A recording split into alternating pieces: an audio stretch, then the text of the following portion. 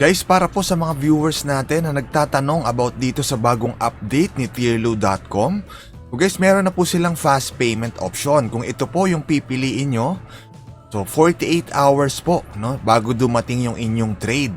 Kapag naman po hindi ito yung piliin nyo, yung regular payment lang if ever, tatagal po 5 to 6 days ang inyong trade. Again, malinaw po yan, kaya make sure na kapag magte-trade po kayo sa Tierlu.com, piliin nyo po yung fast payment. Para 2 days lang, darating na po yung mga trade nyo. If ever na wala pa yung trade nyo after 2 days, pwede po kayong mag-message sa kanila through email sa support para po maiayos nila yan. Kasi marami tayong viewers or subscribers na nagtatanong about dito sa latest update kay Tierlu.com. At syempre, para naman po sa mga viewers natin na gustong subukan at matuto na mag-trade, yan, pwede nyo pong simulan yan. Bili po kayo ng USDT sa Binance P2P gamit po ang inyong GCash. Ayan po, punta lang po kayo sa P2P. Tapos pwede kayong bumili rito ng USDT gamit ang GCash nyo. Pili lang po kayo ng seller na nagke-cater po nung pasok sa budget nyo at syempre mataas po yung ratings.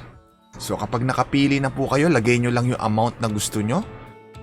Kapag okay na, halimbawa po nakabili na kayo ng USDT, yan naman po ang gagamitin natin para makabili tayo ng LTC. Kasi po sa pagte-trade kay Tierlu.com, ibebenta po natin yung LTC natin na nabili natin sa mababang presyo kay Binance para bayaran naman po ni Tierlu sa mas mataas na rate papunta naman sa ating PayPal account.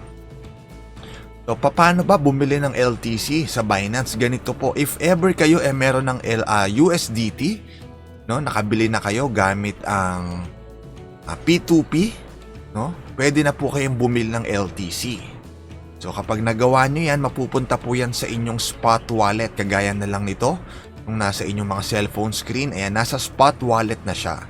Ngayon, paano natin siya ibebenta sa Tierlu.com? Siyempre, mag-login po muna tayo. Pwede nyo guys gamitin ito, yung Royal account or kaya naman yung account nyo, okay lang po kung alin sa dalawa. Kasi dito medyo mas tumataas yung rate if ever ito po yung gamitin natin. So hindi naman nyo kailangan mag-worry kasi sa PayPal naman, of course, PayPal email nyo po ang ilalagay nyo para sure na matanggap nyo yung payment. So gawin po natin dito, punta tayo sa Make a Trade dito sa ating dashboard. Tapos kailangan nating ilagay dito kung magkanong LTC ang ibebenta natin. Tapos yung expected amount na babayaran nila sa atin, ilalagay din nila dyan. Halimbawa, you get USD.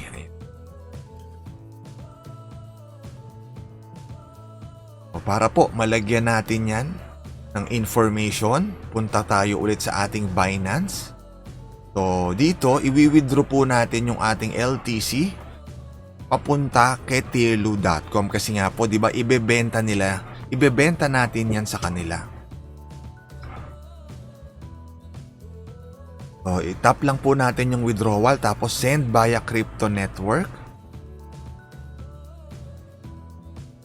Tapos dito manghihingi po si Binance ng LTC wallet address.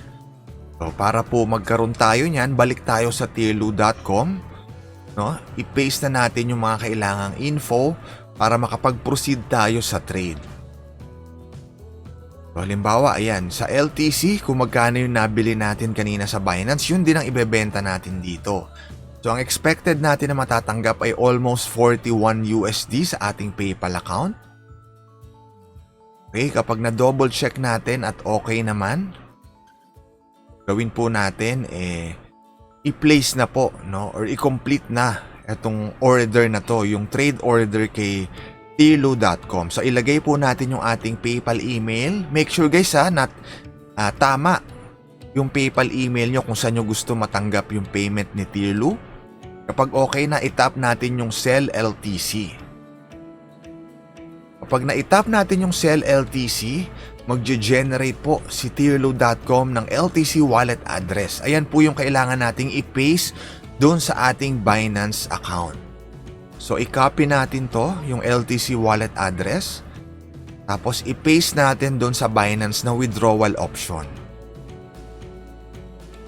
I-paste natin siya dito. Sa network, mapapansin nyo, nag-auto-populate siya kasi na-recognize niya na Litecoin or LTC yung binebenta natin. Sa amount, ayan po sa ibaba, 0.513. Okay, so tugma or bangga po siya dito, 0.513. Yung payment ID guys, pwede nyo po siyang i-copy, no? Kasi dito matatrack nyo kung kamusta na ba yung trade order nyo. So kapag okay na double check nyo na tama yung amount, yung LTC wallet address, pwede nyo na pong i-tap yung withdraw. Tapos confirm. So again, ipaprocess na po ni Binance yung withdrawal natin. At kapag natanggap naman niya ni Tirlu, ipaprocess naman niya yung payment natin papunta sa ating PayPal account. So ganun po nagwo-work yung trade dito sa Tirlu.com, yung pag-buy at sell. So bumili tayo ng LTC sa mababang rate sa Binance, ibebenta naman natin sa Tirlu sa mas mataas na rate.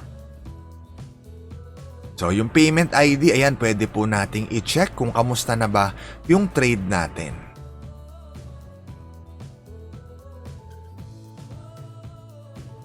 So guys, dito po sa case ko, after 2 days nga, no, ginamit natin yung fast payment option. So natanggap natin yung payment. So parang almost 44, ayan, 44 yung natanggap natin na USD sa ating PayPal account. So patunay po na legit at paying pa rin to si Tirlu.com. So meron lang po silang adjustment or bagong update sa kanilang fast payment at regular payment option. Make sure na ang pipiliin nyo palagi ay yung fast payment para 2 days matanggap nyo na yung inyong payment. So yun lang po guys, maraming salamat sa panonood. Ito lang po update kay Tirlu. Kita-kita po tayong muli sa next video.